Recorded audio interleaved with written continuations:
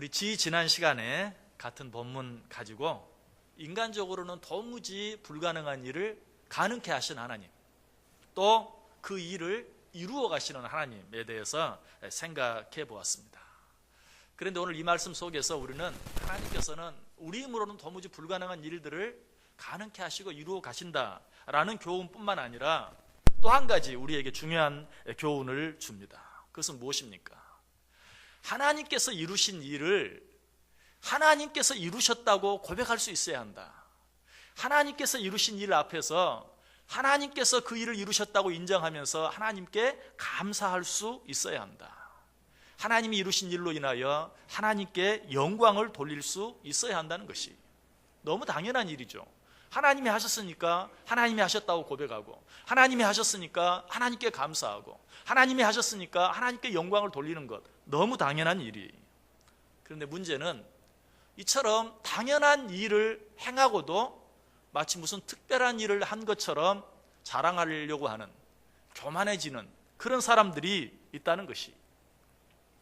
그런데 이런 당연한 일을 행하고라도 또 그 일을, 특별한 일을 행한 것처럼 자랑하고 교만한다 할지라도 당연한 일을 행하기라도 하면 좀 나아요. 그런데 어떤 사람들은 당연히 해야 할 일을 전혀 하지도 않는 그런 사람들도 많은 것을 보게 돼요. 자, 그런데 오늘 느헤미야는 어떻게 하고 있습니까? 하나님이 이루신 일을 하나님이 이루셨다고 하나님 앞에 감사하고 하나님 앞에 찬송하고 있는, 즉 너무 당연한 일을 너무 당연하게 행하고 있는 그런 모습을 보게 돼요.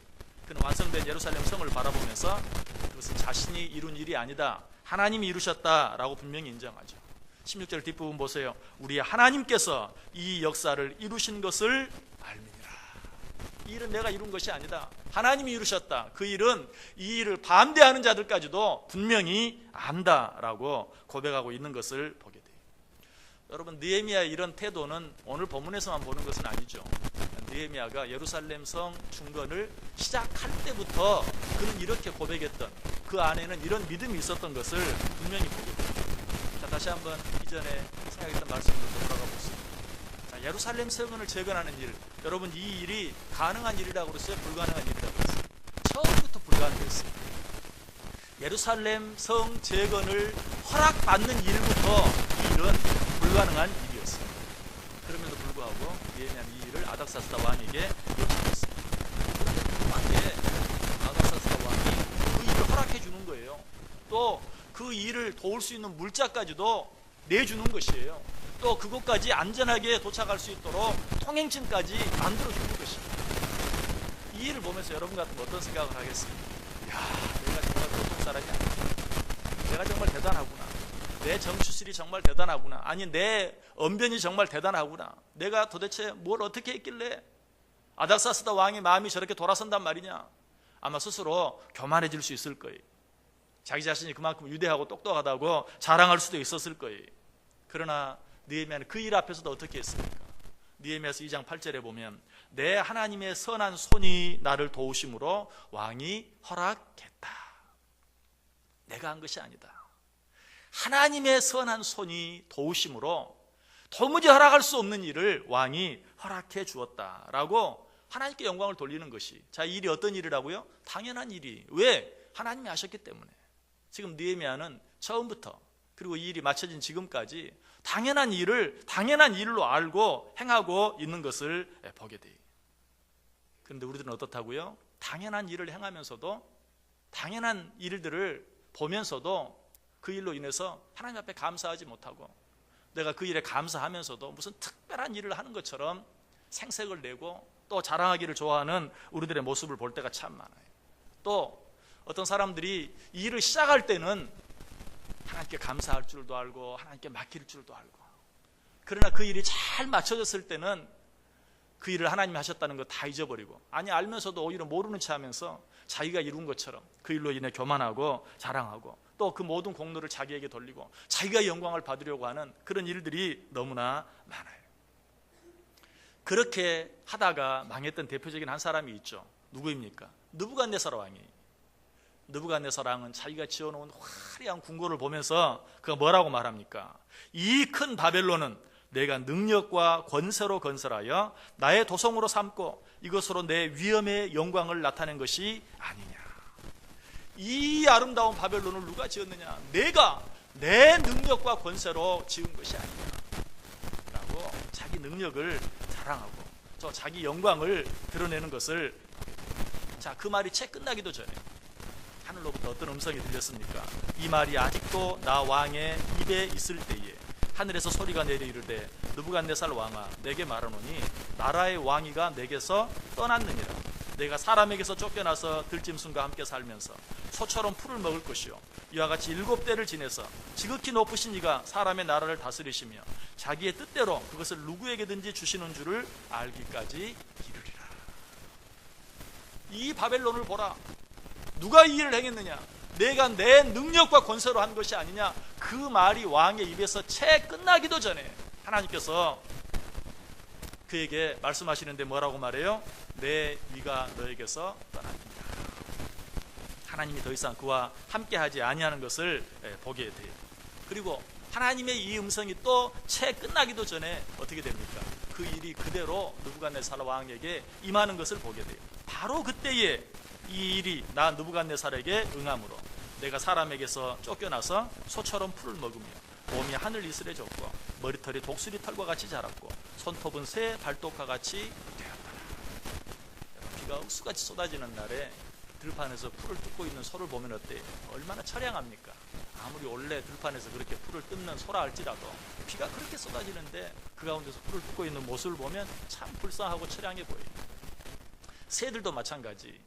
새들은 깃털에 이렇게 기름기가 있어서 비가 웬만큼 와도요 비에 젖은 것처럼 보이지 않아요. 그런데 새도 비가 너무 많이 오면 그 깃털이 다 젖어서 다 일어납니다. 웅숭한 이렇게 일어나는 모습을 봐요. 그 모습을 보면 또 역시 참 불쌍해요. 그런데 그처럼 큰 영광을 누렸던 느부갓네살, 마땅히 하나님께 돌려야 될 영광을 돌리지 아니하고 마땅히 하나님께 감사해야 할 것을 감사하지 아니하고 그 영광을 가로채고 그것으로 말미암아 교만해졌을 때 그가 들에서 풀을 뜯는 소처럼 정말 이슬에 젖은 그런 들판의 새처럼 불쌍하고 차량한 모습이 되고 만 것을 보게 돼요. 참 무서운 일이에요. 여러분, 그러나 훌륭한 믿음의 사람들은 그렇게 하지 않아요. 비록 자기가 인간의 힘으로는 도무지 이룰 수 없는 어떤 일을 이루었다 할지라도 그 일로 인해서 자기가 영광을 취하는 것이 아니라 그것이 하나님의 은혜라고 고백하며 하나님께 감사할 줄 알아요. 그렇게 한 대표적인 한 사람을 든다면 바울을 들 수 있죠. 바울은 그러했어요. 성경의 인물 가운데 바울처럼 위대하고 탁월한 사람은 없어요. 그는 위대한 신학자였고 위대한 목회자였고 위대한 전도자였고 위대한 선교사였고 위대한 학자였어요. 여러분, 바울이 위대한 이유는 이외에도 너무나 많죠. 그러나 제가 바울을 위대하다고 말씀드린 것은 그런 것 때문이 아니에요.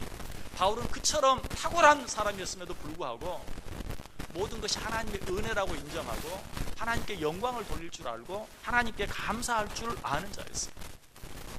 너무나도 유명한 말씀, 고린도전서 15장 10절에 뭐라고 말합니까? 내가 나 된 것은 하나님의 은혜로 된 것이다. 내가 나 된 것은 하나님의 은혜로 된 것이다. 바울은 자신이 가진 것, 아니 자기 자신까지도 하나님의 은혜로 되었다고 고백하면서 하나님께 감사하고 있어요. 또 바울의 감사 가운데서도 특별한 감사가 하나 있죠. 그것은 무엇입니까?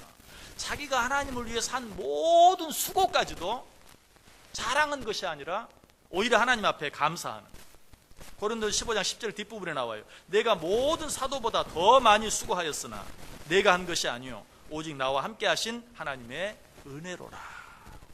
여러분, 우리는 어때요? 하나님이 주신 것, 하나님께 받은 것, 이것들에 대해서는 그래도 감사할 줄 알아요. 하나님 내게 이런 것들을 주셔서 감사합니다. 그런데 우리가 자주 잊어버리는 건 무엇입니까? 내가 무엇인가를 했다면, 내가 무엇인가를 위해서 수고했다면 그것으로 인해서는 자랑하려고 해요. 나도 모르게 교만해질 때가 있어요.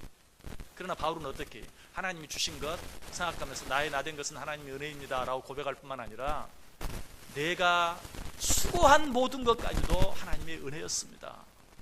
나로 하여금 수고할 수 있도록 해주신 것 감사합니다 라고 하나님께 감사하고 있는 것을 보게 돼요.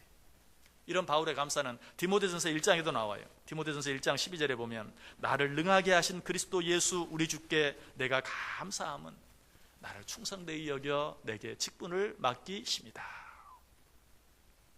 하나님께서 내게 일할 수 있는, 수고할 수 있는 그런 직분을 허락하신 것, 그것도 하나님이 나를 충성되이 여기셔서 허락하신 것이다 라고 하면서 하나님께 감사하고 있는 그런 바울의 모습을 보게 됩니다.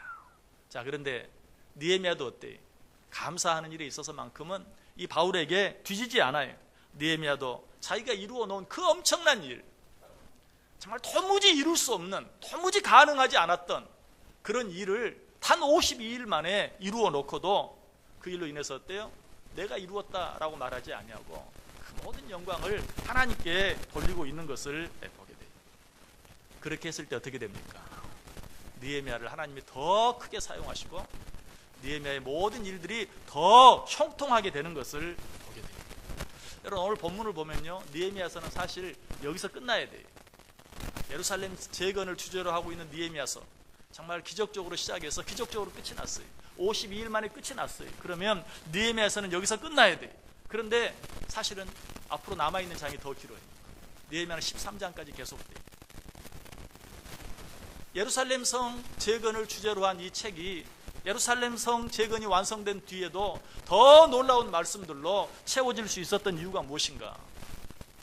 그것은 느헤미야가 기적적으로 이루어진 일 앞에서 교만하지 아니하고 그 일을 하나님이 이루셨다고 하나님께 감사하고 하나님께 모든 영광을 돌릴 때 하나님께서 느헤미야를 더 축복하셨고 느헤미야의 모든 일들이 더 형통하게 하셨고 느헤미야를 더 크게 사용하셨기 때문에 이후의 일들이 더 놀랍고 이후의 일들이 더 아름다운, 하나님의 말씀이 여기서 끝나지 아니하고 계속되고 있는 것을 보게 됩니다. 만약에 느헤미야가 아까 느부갓네살 왕처럼 내가 이루어놓은 일을 보라, 이 예루살렘 성 완전히 불타버리고 다 무너져 내린 예루살렘 성을 단 52일 만에 재건한 이 일을 보라, 내가 내 능력과 권세로 이 일을 하지 않았느냐라고 말했다면 느헤미야서는 6장에서 끝날 뿐만 아니라 그 마지막 절에 이렇게 기록되었을 거예요. 그가 교만해져서 하나님을 잊음으로 더 이상 하나님이 그와 함께 하지 아니하였더라. 그렇게 느헤미야서가 끝나고 말았을 거예요. 하나님은 교만한 자를 물리치신다고 그랬어요. 하나님은 교만한 자는 물리치시고 겸손한 자와 함께 하신다라고 말하고 있습니다. 고린도전서 1장 26절에 보면 인간적으로는 언뜻 이해하기 쉽지 않은 그런 말씀이 나오죠. 형제들아, 너희를 부르심을 보라. 육체를 따라 지혜로운 자가 많지 아니하며 능한 자가 많지 아니하며 문벌 좋은 자가 많지 아니하도다. 그러나 하나님께서 세상에 미련한 것들을 택하사 지혜 있는 자들을 부끄럽게 하려 하시고 세상에 약한 것들을 택하사 강한 것들을 부끄럽게 하려 하시고 하나님께서 세상에 천한 것들과 멸시받는 것들과 없는 것들을 택하사 있는 것들을 폐하려 하시나니 이는 아무 육체도 하나님 앞에서 자랑하지 못하게 하려 합니다. 미련한 자들, 부족한 자들, 약한 자들을 택해서 지혜로운 자들, 강한 자들, 있는 자들을 부끄럽게 하신다라고 이야기하고 있어요. 여기서 말하는 미련한 자, 약한 자, 없는 자, 이런 자들이 누구를 말합니까? 정말 인간적으로 지능이 모자라서 미련하고 가진 것이 없어서 가난하고 정말 힘이 없어서 약하고 부족한 이런 자들을 가리키는 말입니까? 일면 그럴 때도 있습니다. 그러나 오늘 지금 이 말을 하고 있는 바울을 보면 그런 의미만은 아닌 것이 확실해요. 바울은 미련한 자가 아니었어요. 가말리엘의 문화에서 공부한 최고의 석학이었어요. 로마의 시민권을 가진 자였어요. 유대인 중에 유대인이었어요. 율법으로는 흠이 없는 자였어요. 이런 자가 미련하고 부족하고 약한 자라고 말할 수 없어요. 그렇다면 오늘 이 말씀은 어떤 의미입니까?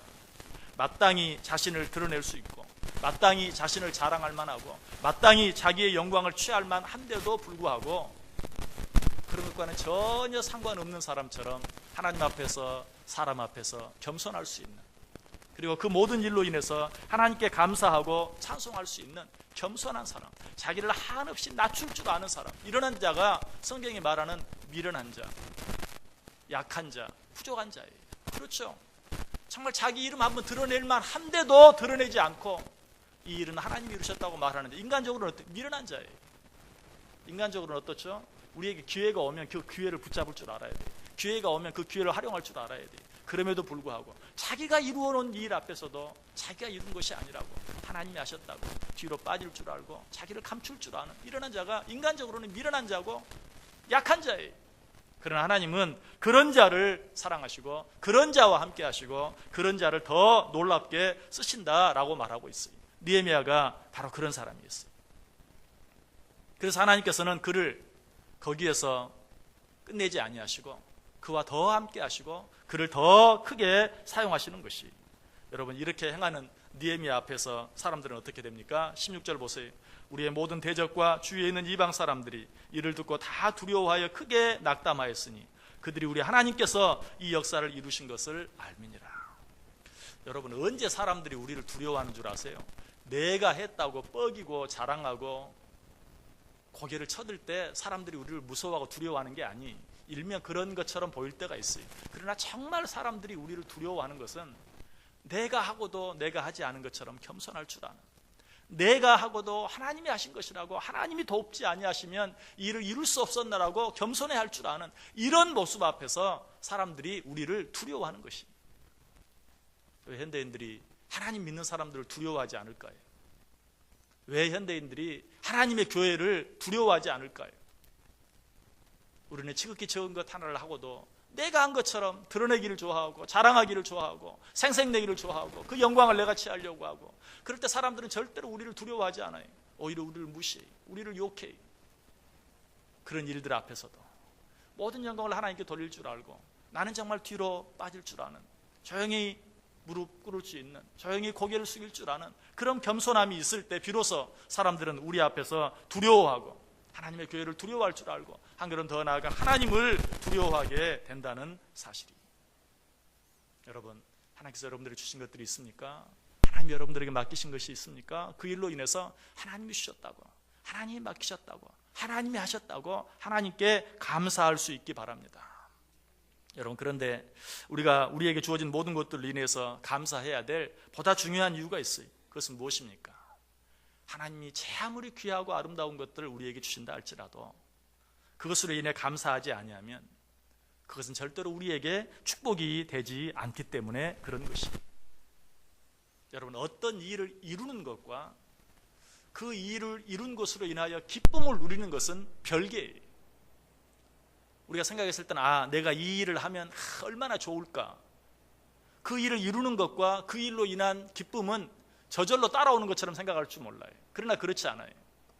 어떤 일을 이루었다고 해도 그 일로 인해서 기쁨을 누리느냐 누리지 못하느냐 하는 것은 우리가 그 일로 인하여 감사할 줄 아느냐 감사하지 못하느냐에 달려 있어요.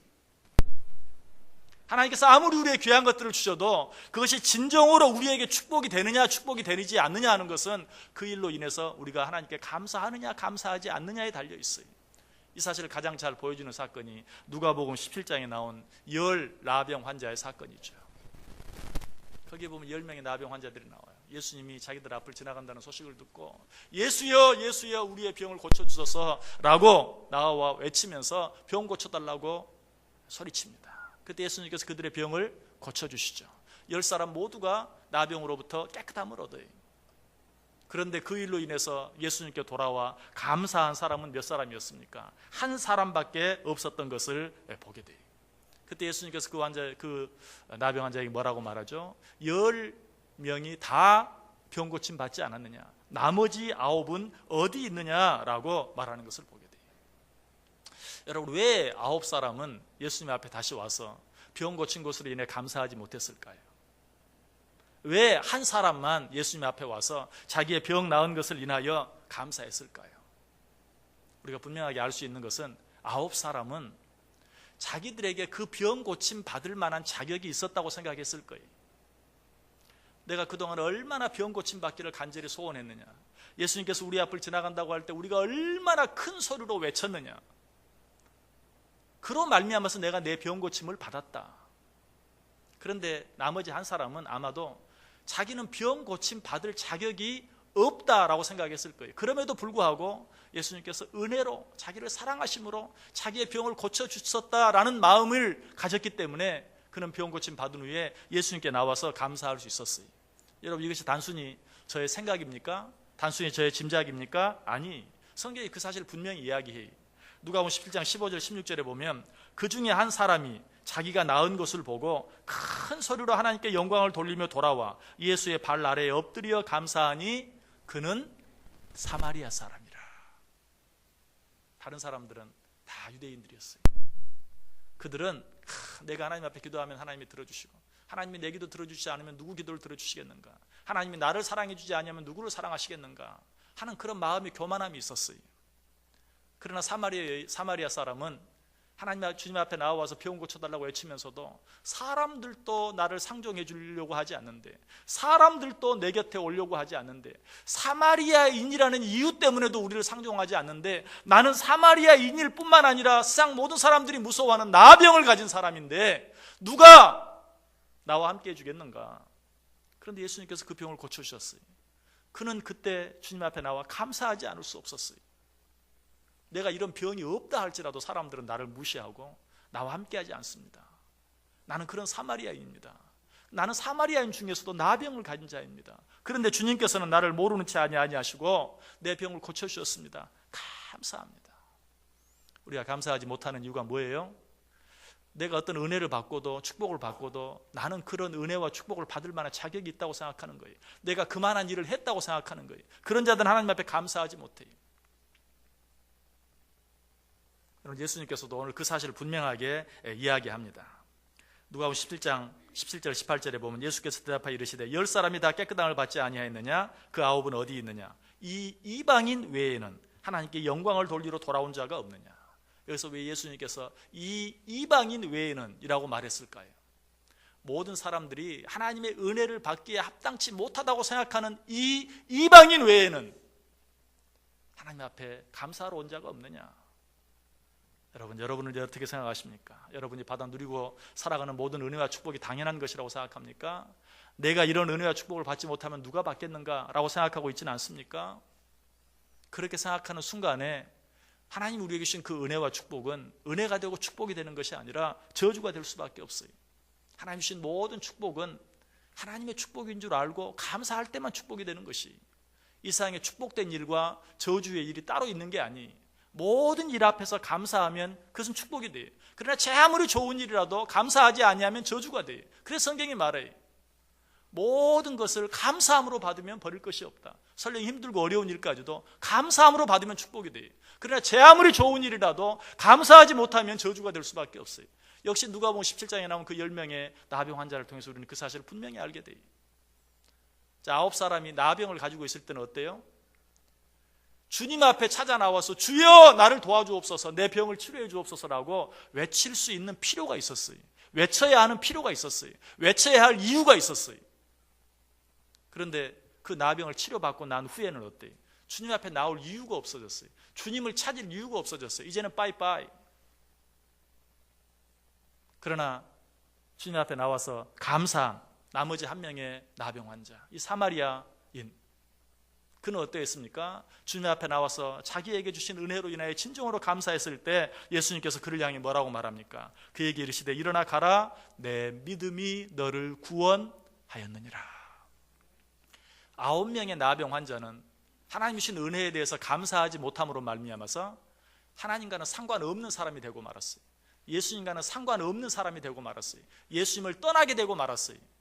그들이 병 고침 받은 축복이 된 것이 아니라 저주가 되고 말았어요. 그러나 그 일로 인하여 하나님께 감사하러 나온 이 한 사람은 그것으로 인하여 구원의 축복을 받아 누리게 되는 것을 보게 돼요. 축복과 저주가 따로 있는 것이 아니에요. 하나님께 감사하는 자들에게는 모든 것이 축복이 돼요.